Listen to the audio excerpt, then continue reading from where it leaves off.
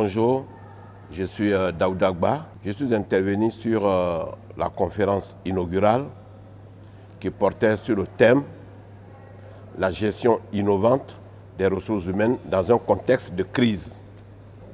Quelle approche, quelle solution et quel outil?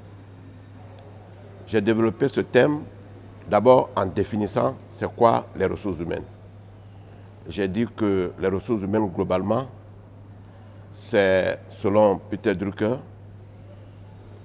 la planification des activités des DRH, l'organisation des compétences dans l'entreprise, l'animation, la communication avec les ressources humaines et enfin le contrôle et l'évaluation de ces ressources. Bref, après avoir positionné les ressources humaines de cette manière, j'ai tenté donc d'identifier l'ensemble des crises qui impactent l'entreprise. Et là-dessus, j'ai montré deux types de crises. Les crises internes que j'ai appelées les crises intramuros et les crises externes.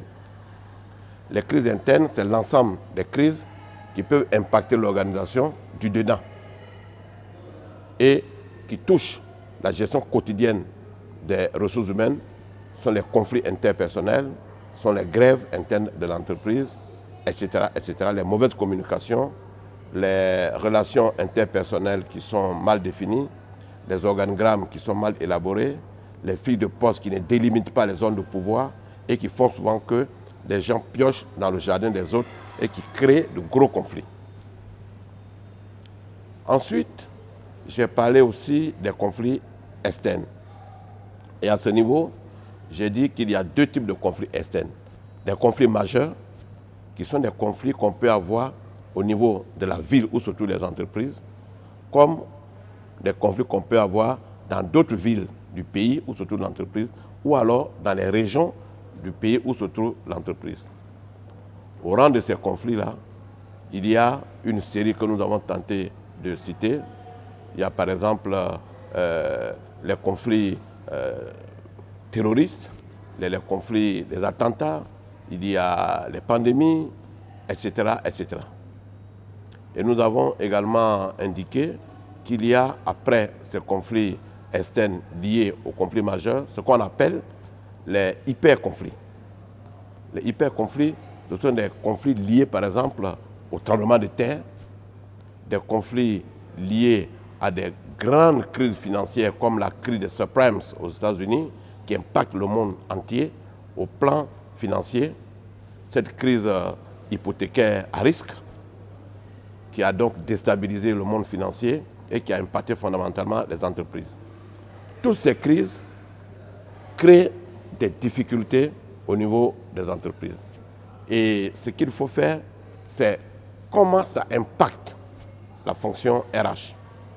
Nous avons démontré que toutes ces crises-là, qu'elles soient internes ou externes, ont des impacts directs ou des impacts indirects sur l'entreprise. Mais aussi sur la gestion des ressources humaines et que les DRH doivent tout faire pour atténuer les effets de ces risques. Et les impacts sont visibles.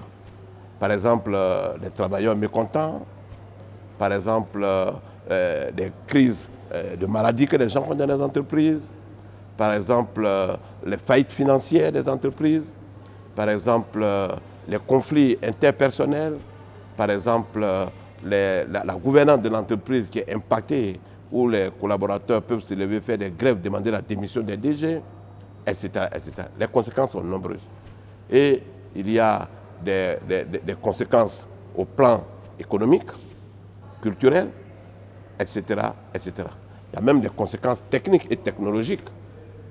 Toutes ces conséquences-là qui impactent l'entreprise impactent également les DRH.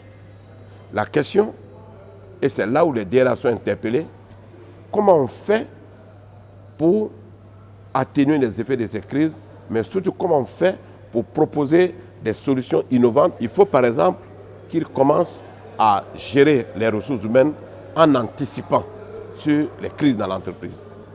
Il faut qu'ils mettent en place des outils et des mécanismes innovants de gestion, n'est-ce pas, de la carte RCFI au sein de l'entreprise, notamment les délégués du personnel et les autres partenaires sociaux, les syndicats et autres.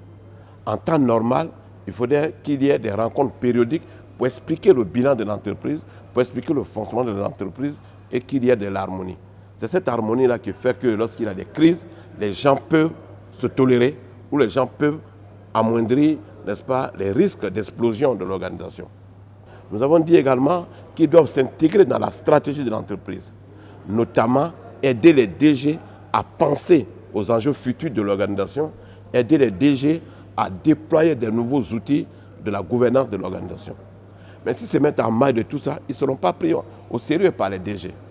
Donc il y a leur propre leadership et leur personnalité. Ils prennent conscience de leur nouveau rôle en tant que DRH stratège, en tant que DRH médiateur, en tant que DRH créateur de valeur, en tant que DRH capable de l'employabilité, etc., etc.